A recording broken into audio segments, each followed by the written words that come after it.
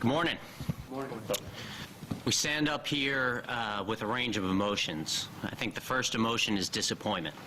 Disappointment that we're not practicing this week for the Green Bay Packers, that we didn't achieve our goals that we set out when we opened training camp. And I think when you have a disappointing season, it's not just on the players and the coaches. It's also on the front office. And that starts with me, and I'm sorry to our fans. They give us tremendous support. I think the second part is a tremendous sense of pride.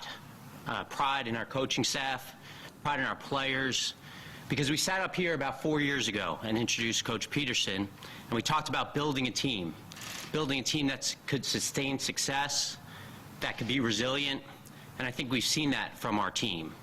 You know, if I told you 4 years ago that we'd have 42 wins, including playoff games, a Super Bowl title, that doesn't mean that we've accomplished our goals, but we're proud of that.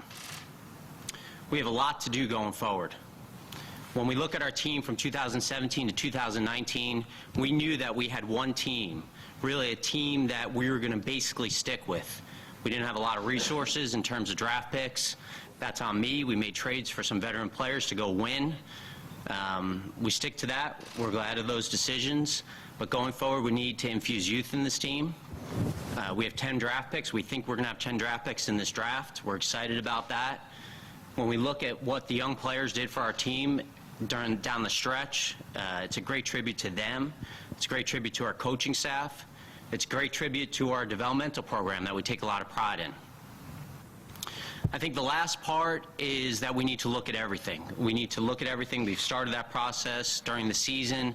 As a front office, we have that ability to do that while the coaches are preparing for games. One of the things that obviously has been an issue for us has been the injury situation. When we look at the last 3 years, in 2017 we were able to overcome it. The last 2 years, the injuries have really hurt our football team. Now, there is a part of that that is natural during the game. Injuries are going to happen. But we have to figure out a way to get better here. We can help from a front office perspective by looking at the players that we bring in.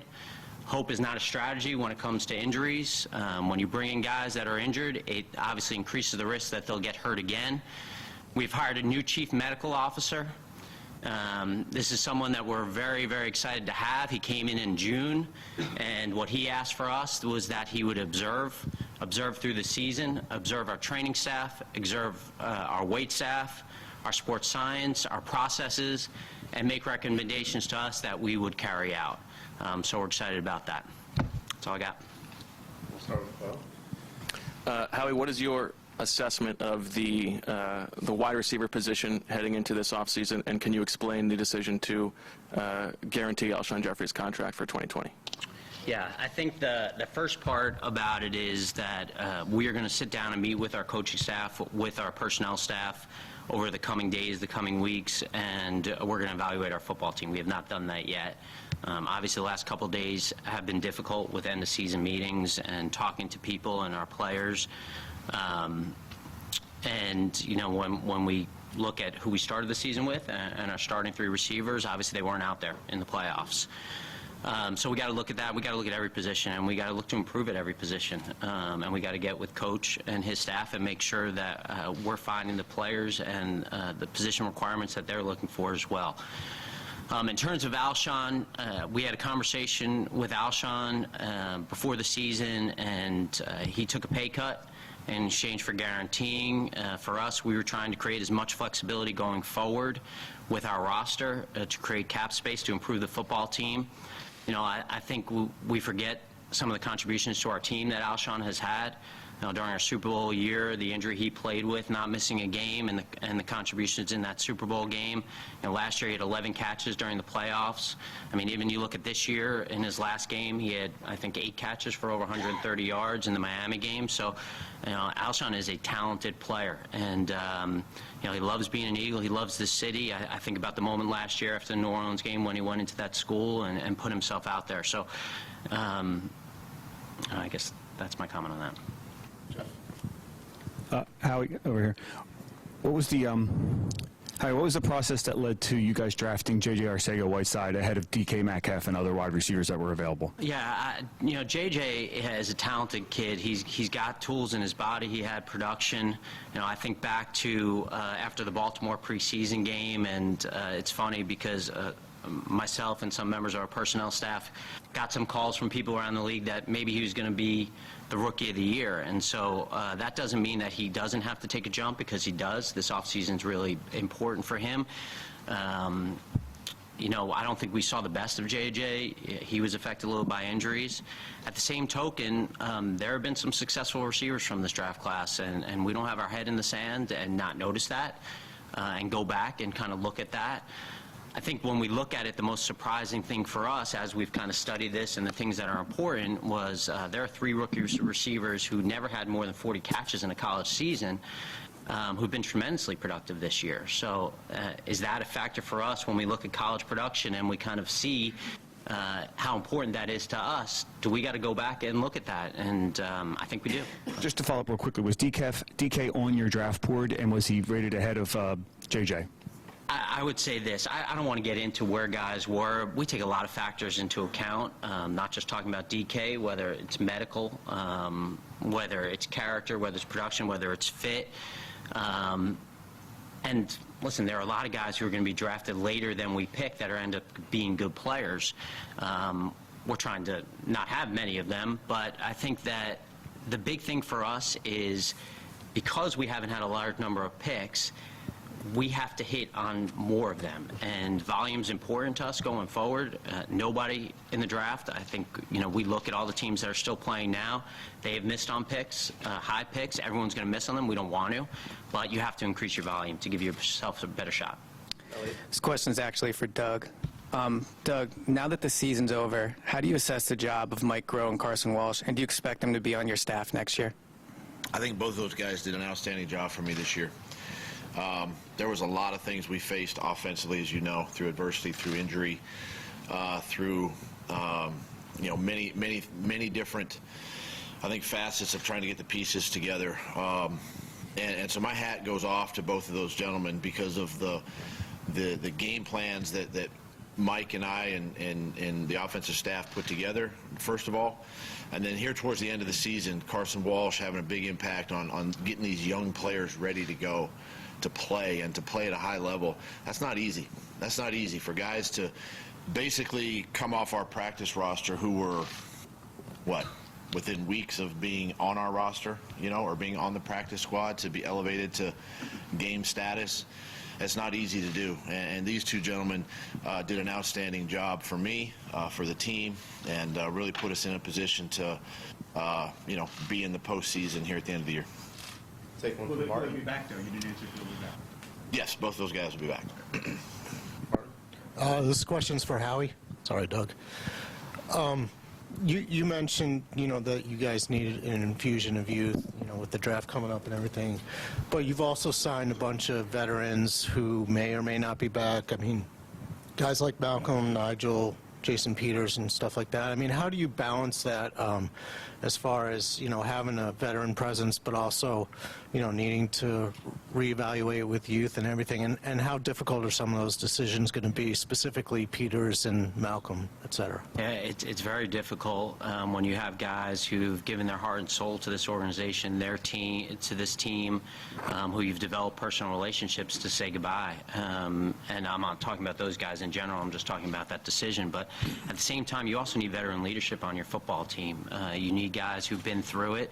I think that you saw that for us at the end of the year. There are guys who've been through the adversity and who are able to overcome it and be able to take our young players and lead them and tell them that kind of the expectations that they had. And so you try to balance all those things. Now, we haven't gotten into the evaluation of any of this. We haven't decided on our plan going forward. Those are all the things that will happen in the coming days and coming weeks. Jimmy? In each of the last 2 years, you made trade deadline deals. Last year for Golden Tate and this year for Jannard Avery. Both players, were, I guess the coaching staff had difficulty implementing them into the game plan. How much communication goes on between you and the coaching staff when those deals are made, and is that something that you'll look at going forward? Yeah, we have a tremendous communication with our coaching staff. I mean, Coach and I probably talk, 5 or 6 times a day about everything. There's no move that we make that isn't with a plan for the player going forward and isn't with a sign-off. I mean, it wouldn't be very smart of us to bring a player in and just say, we're bringing this player in because we like them, and you guys have no say. That's not how we do anything. I think they're two different examples. I think Golden was more of a win-now kind of move. When we acquired Gennard, we knew that to get the best of him would take an offseason. He obviously had 2.5 years left on his contract. He was someone that we thought was a young player who had explosive traits. And when we talked to Coach and the defensive coaching staff, they said this trade will pay off more in the future than it will through the course of the year. And so we understood that. We understood that it was a high price to pay, but it's hard to find guys with his skill set, and he's a versatile guy, but he'll be best served with an offseason. Tim? Hey, Howie, what have you identified so far about things that need to be modified in terms of off-season approach, given the results of this season? Yeah, I think that we got to study everything, and we do get a head start on that. I think one of the things, again, is just having the opportunity to have a little bit more resources in terms of draft picks than we've had in the past. And, not only does that give you a better chance of hitting on guys, but it also gives you more flexibility. So I'd say in the past couple of years, obviously we moved up for Andre, and once you do that, it's hard to move up and down the board. To kind of go target guys because you don't have the resources to do that. And I think we look at that and we know that. The same token, we'll continue to study and try to figure out ways to get better. And, we're excited for the opportunity to do that. We owe it to our fans. We owe it to this organization and Mr. Lurie. Rob? This question is for Howie and Doug. What is the hierarchy for decision-making when it comes to promoting guys off the practice squad? For example, if someone's outperforming a player in a regular season, how do you arrive at that decision? Well, I think, and Coach can add to that, from our perspective, we want to make sure the coaches have whoever they need on game day. The 46-man roster, really, we want to make sure that it's the coaches and that it gives them the best chance to win. And sometimes it's not as simple, and we talked about a little, I think Ruben asked this question in training camp about a guy like Greg Ward. And sometimes you're trying to figure out if the guy's not a starter, what's the role on special teams? How can you complete your special teams? How can you make sure you have enough guys out there that are doing that? And so those are the conversations. I mean, everything that is done for the Philadelphia Eagles, we are talking about. This is a collaborative process for all of us. We are talking about things all the time. Probably in Coach's mind a little too much during the season as he's trying to game plan for things, but that's how we roll. Yeah, I think when it comes to the practice squad and really you're active when you're talking about a game day roster, and we start talking about that on Monday after a game. We take a lot of factors into consideration, obviously. I mean, injuries coming out of Sunday's game is probably the biggest thing that we look at. Obviously, performance, whatever it can be. And then we make it, because Howie said, we make a decision that is number one is best for the team. And a lot of times it to be able to bring guys out of off of the practice roster, it may not be at that position. It might be another position on your team that you need somewhere else. And so it's not always conducive to, if it's the receiver you're trying to get up, maybe it's not him. Maybe you got to, bring a defensive tackle up, which we've had to do, or a defensive back at times, or something like that. So there's a lot of factors that go into it, but we really sit down on Monday and really start putting those pieces together so we can have the guys we need going into the next ball game. Yeah, for Howie. Howie, looking back on the season now, how would you evaluate your individual performance in terms of how this team was assembled, one of the older rosters in the league in a game that's constantly getting younger? Well, first of all, it wasn't good enough, Gunn. I mean, we're not playing right now, and that wasn't our goal. That wasn't our expectation. And I will do a better job. I will do whatever I have to make sure that I do a better job and that we continue to make good decisions. That being said, because of the resources we had the last couple of years, we were trying to find what were the undervalued markets. And so when you talk about the older guys, when you go into free agency, a lot of times the guys that are 26 and 27, kind of what we did in 16 with Brandon and Rodney, those guys are getting top of the market. And so we were trying to figure out ways we can improve this team and bring in some of those guys. And, for us, when we look at it, Malik Jackson was a big loss for us. Malik Jackson was a big loss. This is a guy who didn't miss a game in 8 years, and then 30-some-odd plays into his Eagles career was down, and that was a guy we were really excited about. And so some of the moves we made in the offseason I kind of distinguished from the moves that we made in August, where we brought in some guys, and what we were trying to do in August was just increase our depth so that if we had injuries, we had guys who had experience in our system. They weren't really free agent signings. They were kind of looking at a short list and saying, hey, this guy may be the last at the position, and if we need a guy in September or October, he'll know the system, we'll be able to bring him back. And obviously, a couple of those moves didn't work out either. Howie, when you look at the surrounding Carson with the weapons he needs to kind of be successful, from a speed athleticism standpoint, how do you view kind of the state of the roster, and is that an area that you see you kind of need to upgrade here in the offseason? Well, you're always looking to get faster. You're always looking to get more explosive. I think that's always been something that's been fun for us to try to do. And when we looked at last year and where we were and adding Deshaun, and when we get all these, and I know Jeffrey's talked about some of the data we look at and the GPS numbers, Nelson Aguilar is one of the top 10 fastest receivers in the league, and so we felt with adding Deshaun and Nelly, and, Miles is an explosive player, our tight ends are an explosive group, when we looked at it, we felt like we had some speed on the field. Now, obviously, that didn't work out the exact way that we were hoping for, and so for us, it's an important thing to do. Obviously, Carson's got the ability to make all of the throws, and we don't want to take that out of our arsenal. So, without kind of going through the answers to the test, it's something that it's always been important to us in building the team. Hey, Howie, Jim Schwartz is interviewing in Detroit today. He has a year left on his deal here. What's your attitude toward that, and if he were to get an offer to go there in a non-head coaching capacity, how would you treat that? Are you breaking news on this Jim Schwartz to Detroit? Cleveland. Oh, I'm sorry, Cleveland. Yeah, one of those cities that's in the industrial north. It's coach would be best served talking about his coaching staff. What? What was the question? Jim Schwartz, Cleveland. Here at Howie, he was out. Obviously,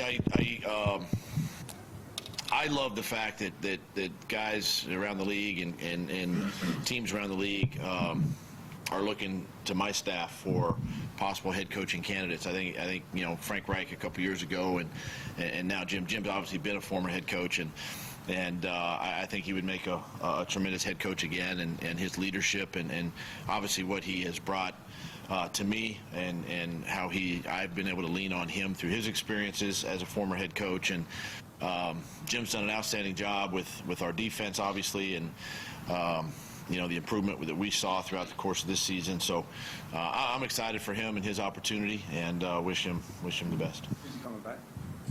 He'll be on a plane back here at some point after the interview. If he doesn't get a job. Oh, yeah, part of the evaluation process and all that. I would assume, yes. But you said you had. Yeah, Jim he's currently my DC. Yeah. Not going. This question is for Howie. He's coming back on the plane. He's coming back. We got meetings. We got meetings. Howie, you touched on this earlier, but in the offseason, bringing back so many veterans, your Jason Peters, your Darren Sproles, your Deshaun Jackson, what was your reaction and the lessons that you can take seeing how young this team had to go? And you talk about the youth that needs to be instilled into this team now. Yeah, it's a great lesson. I think that you have to let young players play, and it's natural for us to want to have a safety net at every position. And we have to allow these young players to grow and get some experience, and just the energy they injected into the team, and obviously the production that they had. So we have to balance that. Again, some of those guys, like, you talk about Darren Sproles, and, for us, our decision to bring back Darren was, one, we had some early games on the road in Atlanta and Green Bay where we thought that it would really help this football team to have a veteran returner. You know, we've been in experiences before where we went into hostile environments and maybe had a young player returning punts, and we had tremendous faith in Darren, and we also felt like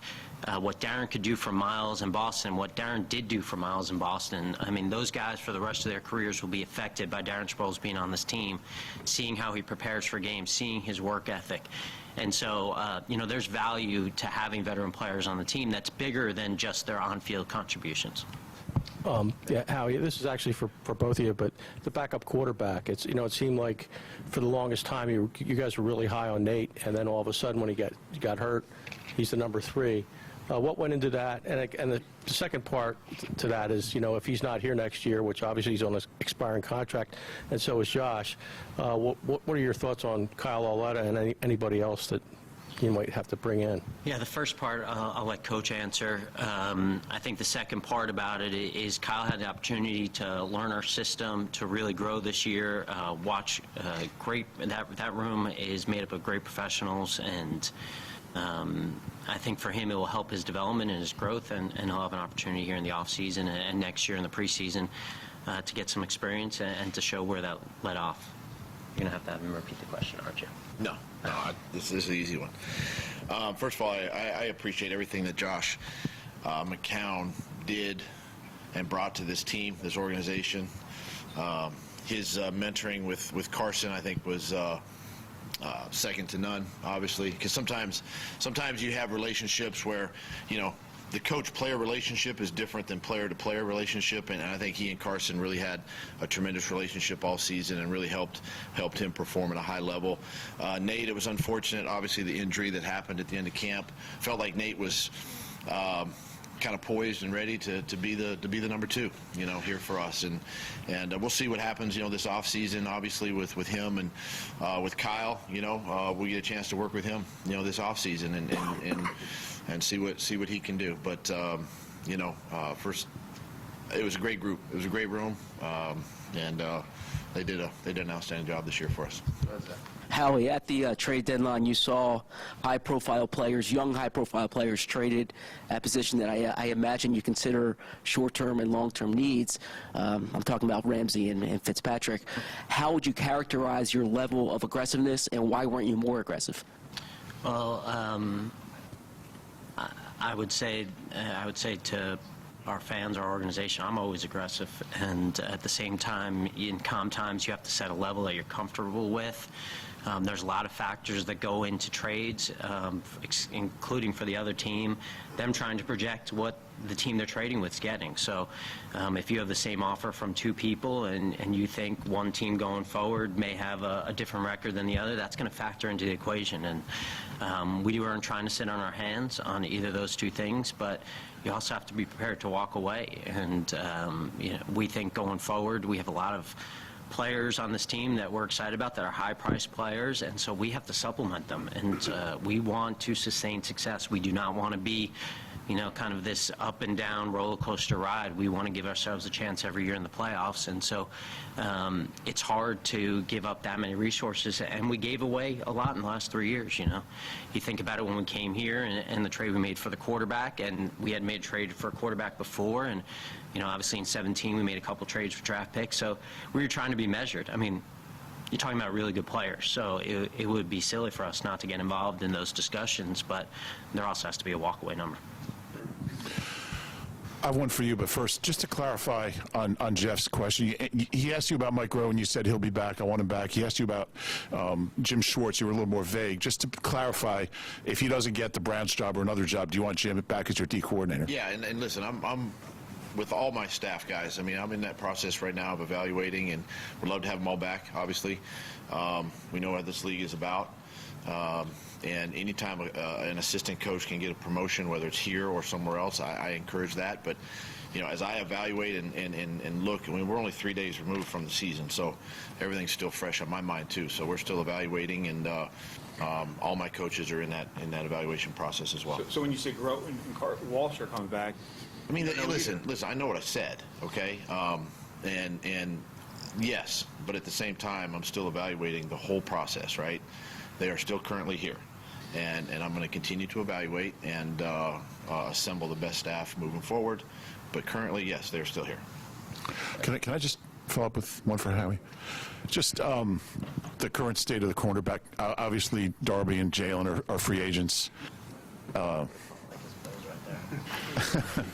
you done? I'm done with you. Okay. Get out of here.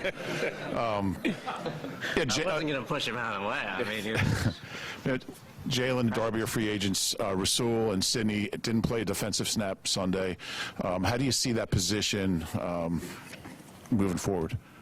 Well, I'd go to the stock answer of we got to try to improve this team. I know, again, like I'm not trying to stick my head in the sand. I know there are a couple of positions here that are a focal point, and I understand the reason for that. And I think that we got to get with our staff and decide kind of what we're going to do going forward, but also look at any way we possibly can improve the team. And that's an important position. You see it's when you have a guy who can really kind of take over and take one side of the field, but those guys are hard to find. They don't kind of grow on trees, My favorite joke here is that I can't go out of the NovaCare complex and just like pick one off a branch, But we'll evaluate all that, and when you talk about some of these young players, they also got some great experience, and proud of them and the way they competed. And talk a guy like Sidney, a guy that really had so much adversity in his first couple of years, and came in at the end of the season and really played well. Rasul, a guy who's tremendously competitive, so we'll just see going forward. I mean, they didn't play a snap Sunday, so there's something going on there. That's all. That's why I'm asking. You drafted him in the second and third round 2 years ago, and they couldn't get on the field Sunday. That's why I'm specifically answering. Yeah, and I answered to the extent that, I felt was appropriate. Time for a couple more. Howie, Malcolm Jenkins told us on Monday that he didn't want to come back unless he had a new deal. Do you plan on sitting down and working on a different contract with him?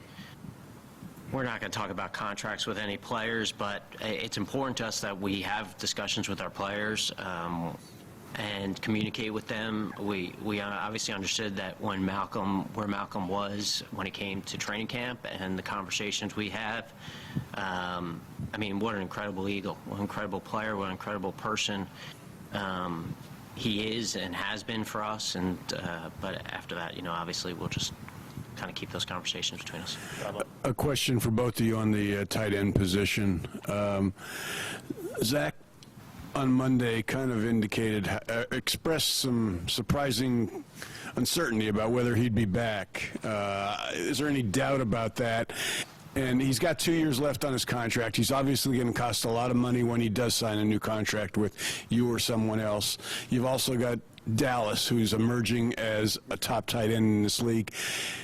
Can you afford to pay two tight ends top-tier money?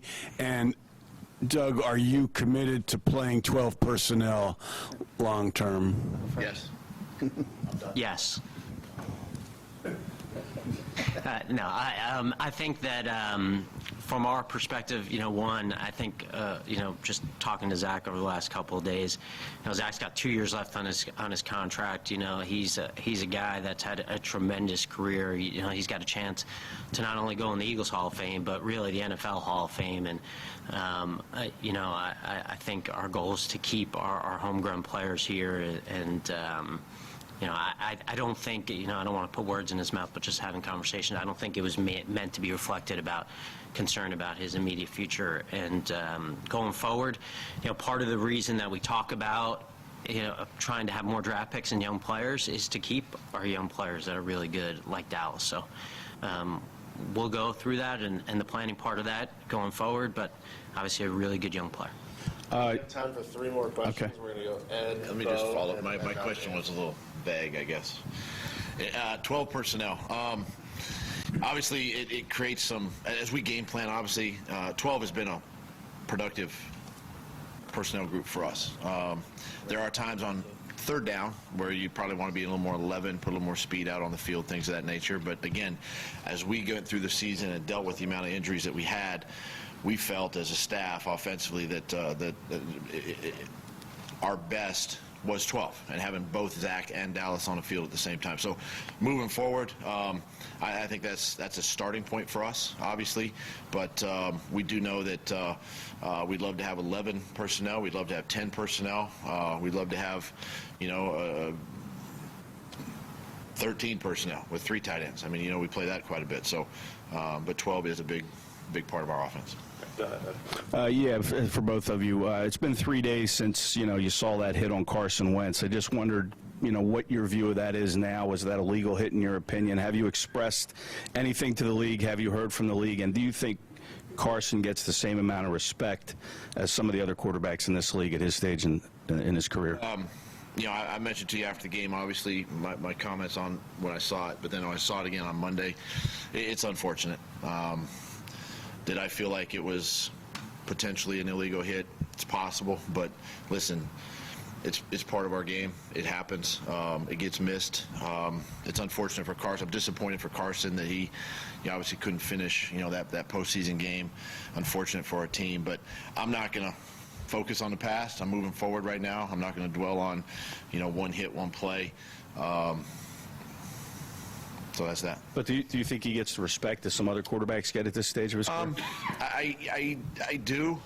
Listen, all mobile quarterbacks, they become runners at some point, and that's just that's kind of the give and take with these guys. And we've encouraged Carson to use his legs when he can, and in that particular time, it was a broken play, and he was making a play. And again, it was unfortunate the hit, but I do think that once they become runners, it becomes different. That's just the way the league is. How's he doing, Doug? He's great. He's great. Spoke to him last night. He was here. I'll see him again today, and he's doing extremely well. Would you have been able to play something? I don't know. You have to clear the protocol, obviously, but with all indications, I think he'd be ready. Yeah. We'll do Bo and Dave, and please don't get all the other questions. Sorry. Go ahead, Bo. For Howie. Do you believe that there is a correlation between the spate of injuries over the last couple of years and the age of the roster? I think that when you talk about the chance of getting hurt, the older you get, the higher chance you have of getting hurt. So I definitely think that that's a factor in the injuries. I mean, my body doesn't feel the same way that it did, 5, 6, 7, 8, 9 years ago. So, the simple answer is yes. Thank you. Howie, with Malcolm saying what he did Monday, does a public statement like that affect the way negotiations for a contract work? And how do you approach this offseason with him, knowing that? With him? Yeah. I think that we have honest communication with all our players. We talked to so many, Coach and I, over the last couple of days, and we talked to so many during the season, and so none of this is a surprise. This isn't like it's coming out of left field and that we don't understand what they're feeling and what they're doing. And I understand. I understand all of our players. All of our players are trying to do what's best for their family and trying to get as much as they can. It's a short shelf life in the National Football League, so there's no hard feelings at all. Can I just ask a question that fans have been asking me to ask you guys? Do either of you, whether it's the coaching staff or the personnel staff, feel like you should bring in a senior evaluator or someone on the offensive side to come in and look at the team and bring a different perspective to that process? For the personnel staff? For personnel and for So Howie on the offense. personnel staff, we have that. We have Tom Donahoe, who's been a GM for a long time. I would say our front office, I say this, I'm extremely prideful in our front office. I think we have a great front office. We lost, obviously, a GM candidate in Joe Douglas. We have a very talented front office staff. We're going to make some additions here in the next couple of days, which we'll announce, 2 that we're excited about.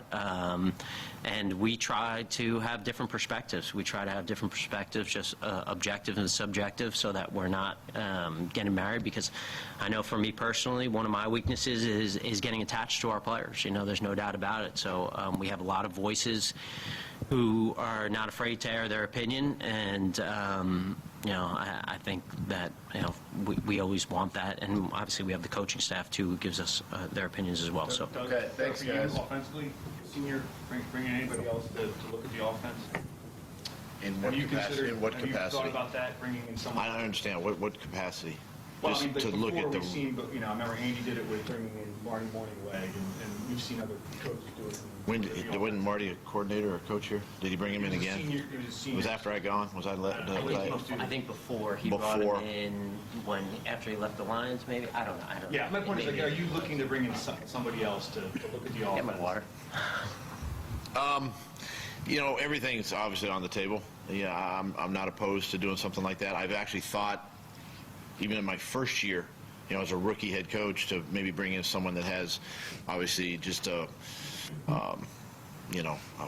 different perspective, different eyes, I guess, not coaching a position or whatever. But those are things that I continue to look at. And Coach, you did that on the defensive side. I did it. Yeah, I did it this past year with Matt Burke. Stuff like that. And I trust myself. I trust Howie and his team and my offensive staff. We got enough. Okay. Thank you. Sorry, Brett.